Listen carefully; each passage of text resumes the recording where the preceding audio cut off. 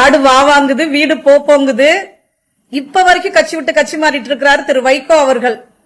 இந்த ஹைவேஸ்ல நின்னு பொம்மை விப்பாங்கல்ல கூவி கூவி, அந்த மாதிரி திமுக காரனோட உழைப்பிலையும் ரத்தத்திலையும் வியர்வையிலையும் ஓட்டு வாங்கி ஜெயிச்ச இந்த கூட்டணி கட்சிக்காரங்க 2 எம்எல்ஏக்கள் 4 எம்எல்ஏக்கள் 1 எம்எல்ஏக்கள் ஜெயிச்சு வச்சுக்கிட்டு அந்த ஹைவேஸ்ல நின்னு பொம்மை விக்கிறாங்க மாதிரி விக்கிறாங்க.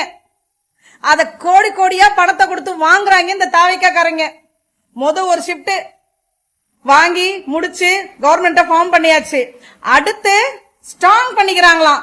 அதுக்காக மிச்சம் இருக்கிறவங்க இந்த மாதிரி எச்சங்க இருக்காங்க இல்லையா, எவன்டா கூப்பிடுவான் எப்படா போலான்னு தெரியாதனமா நின்னு உதயசூரியன் நின்னு ஜெயிச்சிட்டோமே.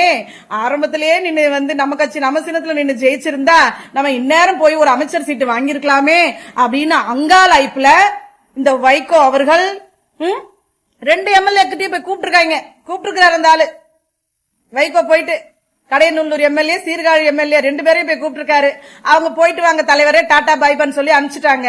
விஜய் மேல இருந்த கிரேசினஸும் இந்த தாவேகா மேல ஆட்சியின் மேல இருக்கிற நம்பிக்கையும் எல்லாம் உடஞ்சு சுக்குநூறாயிட்டு இருக்குது 40 நாளா. அது அந்த எம்எல்ஏக்களுக்கு தெரியுமில்ல, திரும்ப நின்னா ஜெயிக்க முடியாதுன்னு தெரியுமில்ல, அதனாலே போயிட்டு வாங்க தலைவரே அப்படின்னு அனுப்பிச்சு வச்சுட்டாங்க. அந்த அங்காளாய்ப்புல ஐயோ போச்சே வட போச்சேன்னு இன்னைக்கு நிர்வாகிகள் எல்லாம் கூப்பிட்டு வச்சு ஒப்பாரி வச்சுட்டு இருக்கிறாரு இந்த மனுஷன். யாரு? இந்த வைகோ அவர்கள் ஒப்பாரி வச்சுட்டு இருக்கிறாரு. வரமாட்டேன்ட்டாங்க, உங்களை நான் கொண்டு போய் உயர்ந்த இடத்துல வைக்கிறேன் அப்படின்னு சொல்லி பார்த்தேன், வரமாட்டேங்கிறாங்கன்னு. திரு வைகோ அவர்களே நான் கேக்குறேன், ஏன் அந்த ஊராட்டு பிள்ளைங்களை போய் நீங்க உயர்ந்த இடத்துல வைக்கிறீங்க? நீங்க பெத்த புள்ள இருக்காருல்ல, திருச்சிராப்பள்ளி நாடாளுமன்றத்துல நின்னு ஜெயிச்சாருல்ல, ஜெயிக்க வச்சோம்ல, தெரு தெருவா வீதி வீதியா அந்த தீப்பெட்டி சின்னத்தை கொண்டு போய் மக்கள் கிட்ட சேர்க்கறதுக்கு, ஒவ்வொரு வாக்காளன் கிட்டையும் கொண்டு போய் சேர்க்கறதுக்கு நாங்க பட்டப்பாடு எங்களுக்கு தான் தெரியும். அப்படி அலைஞ்சதுல நானும் ஒருத்தி. தீப்பெட்டி சின்னத்தை கொண்டு போய் சேர்த்து உங்க மகனை ஜெயிக்க வச்சு இன்னைக்கு எம்பி ஆக்கி நாடாளுமன்றத்துக்கு அனுப்பிச்சு வச்சிருக்கோம்ல, அவரை ரிசைன் பண்ண சொல்லுங்க. ராஜினாமா பண்ணிட்டு 3 வருஷத்துக்கு பொத்து நாப்புல உட்கார்ந்து இருந்துட்டு தேர்தலை சந்திச்சு தவேகாவோட கூட்டணி வச்சு தேர்தலை சந்திச்சு எம்பி ஆக்கி அப்ப கொண்டு போய் உயர்ந்த இடத்துல வைங்க. யார் வேணாங்கிறா? சோத்துல உப்பு போட்டு திங்கிற ஆளா இருந்தா துரை வைகோவை ராஜினாமா பண்ண வைங்க. வைகோ அவர்களே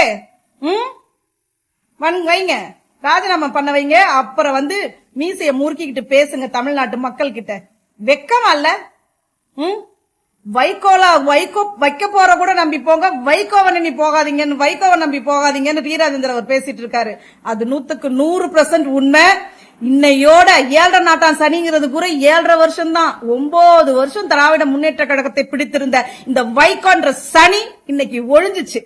குட் பை. திரும்பி வந்துடாதீங்க. நீங்க வரும்போது கட்சி இருக்காது எப்ப வந்தாலும். நன்றி.